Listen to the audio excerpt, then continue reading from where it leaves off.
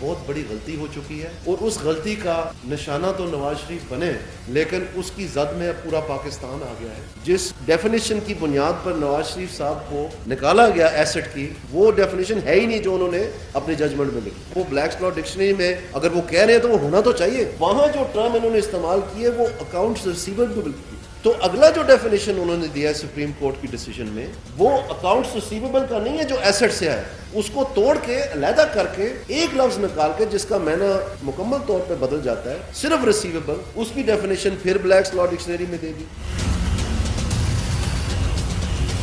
پاکستان کو یہ بتایا گیا تھا کہ یہ 1.5 لاکھ روپیہ جو ہے 10,000 درہم جو لکھا ہوا اس میں وہ تو نواز شریف صاحب نے لینے تھے. تو لینے والی ڈیفینیشن سے ان کو فارغ نہیں کیا گیا, ان کو فارغ کیا گیا ہے اس ڈیفینیشن سے جس میں نواز شریف صاحب نے دینے تھے ایف سی ڈی کیپٹل کو. اس ڈیفینیشن کے مطابق جو توڑ کے نکالی گئی ہے اکاؤنٹس ریسیویبل سے جو بلیک ڈکشنری میں ہے ہی نہیں. نواز شریف صاحب کو تو جو نقصان کرنا تھا وہ کر دیا. جو یہ 28 جولائی سپریم کورٹ کا ڈیسیجن ہے انہوں نے جو ریسیویبل ہے اس کو ایسے ڈکلیئر کر دیا اور نواز شریف کے کیس میں سیلری, لیکن یہاں پر ریسیویبل کی بات ہے اور وہ فرم کے لیے نہیں, اب وہ انڈیویجول پہ ڈیفائن کر دی گئی. تو آپ نے پورے نظام کو جو ہے ایک لحاظ سے تبدیل کر دی. اور جتنے لوگوں نے نامینیشن پیپر فائل کیے الیکشن کمیشن آف پاکستان میں 2013 میں, کیونکہ یہ فیصلہ تب سے لاگو ہے, ان کے بھی سارے دیکھنے پڑیں گے ایسٹ اسٹیٹمنٹ اور ویلتھ اسٹیٹمنٹ کہ جی ان کی انکم سائڈ پہ کوئی ایسا ریسیویبل تو نہیں ہے جو ایسٹ پہ نہیں دکھایا.